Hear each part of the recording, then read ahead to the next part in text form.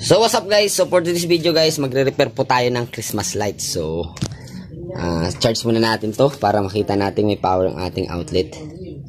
Kung nag-charge po yan, yon ibig sabihin guys, yan, may powering outlet natin. Saksak natin yung ating Christmas light para walang daya. Ayan, wala siya guys, hindi siya gumagana.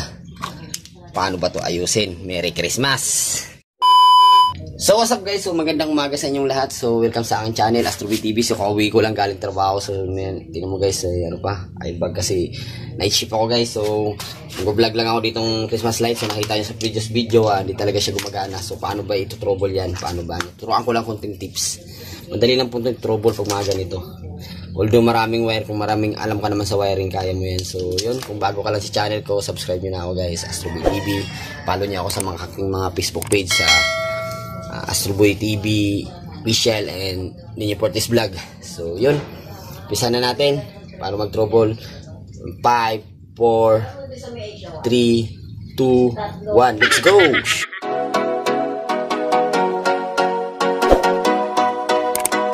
Sa mga ganitong Christmas light guys, sa mga ganito, so ang ano ito trouble dito guys, kasi LED dito siya guys. So minsan dito, bubuksan nyo rin to dito. Kasi minsan nabubunot lang yung wire dito kaya gumana. Tapos isang step pa, titingnan mo yung mga wire na ano, yung ito, minsan dito, pundido. Madadali mo naman maditik pag pundido yung LED, medyo may black na siya.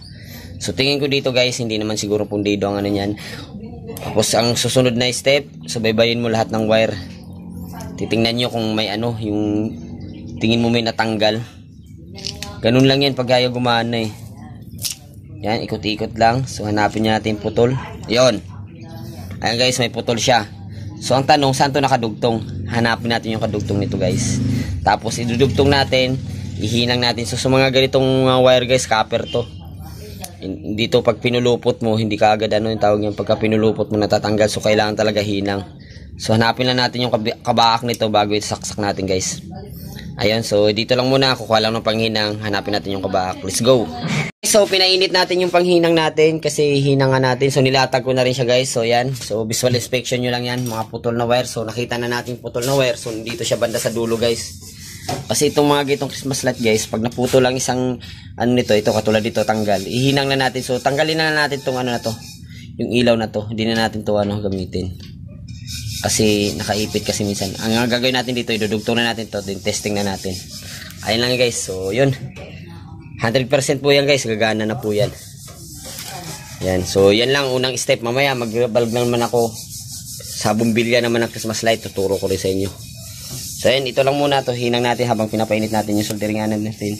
Tapos ito yung soldering lead, ang pagkamahal nito, 25 pesos. So yun, balatan ko lang din, hinang natin. Let's go! So ayan guys, so hinang na po natin. So putulin na natin to dito guys. So kuha lang akong cutter, wala akong cutter.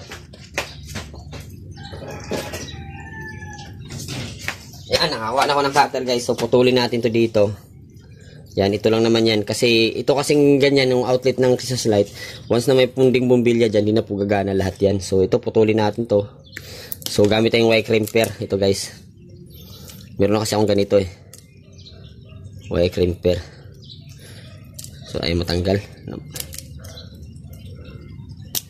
Ayan, nabalatan na natin. Dugtong na natin to, ganyan. So magandang hinang guys para hindi na uli mapatid. Kasi pag pwede namang ano, yung gamit kayo ng tawag niya na electrical tape, kailang pwede po rin siyang matanggal. Ito nakahinang na to, tapos lagyan natin ng ano, electrical tape para hindi talaga siya mabunot. Ayan guys, so nakahinang na. So bunutin lang natin yung ano natin kasi masisira yung ating solder, pang solda. Ayun, binunot ko na guys. Ayun, although nakita na natin, nakadikit na siya. So close up lang natin, nakadikit na siya. So testing muna natin guys bago natin lagyan ng tape. Yan, so walang kukurap guys, sasaksak ko na guys. Yun, ay gumana guys. So isang procedure pa guys. Dito naman tayo guys, dito. Baka dito yung problema niya. Yan, so yun, nadugtong na natin. Hanapin naman natin isang problema nito. Let's go! Okay, so hindi natin nagawa guys kasi ang ano mong sira nito guys, ayan, nakita natin kumikisap-kisap yung ano niya, yung bumbilya. Tanggalin pa natin ilaw. Ang sira niya guys ay resistor. Ayan o. Ayan. So hindi natin nagawa guys kasi sira yung resistor. Ayan, nakikita natin nagkikislap-kislap. So ang problema niya guys ito, yung resistor niyang isa sunog. So lagyan natin ng ilaw para makita niyo. Ayan. Sunog yung kanyang resistor. So pag pinalitan natin ang resistor yan guys, titingnan natin yung value niyan, dadali natin sa ano. Yun po, mapapailaw natin yan. Kasi yun po yung resistor. Ang trabaho po kasi ng resistor na guys, yan po yung magpapailaw ng malakas dyan. So, sira na yung resistor niya. Yan, sunog na. Siguro nabasa to.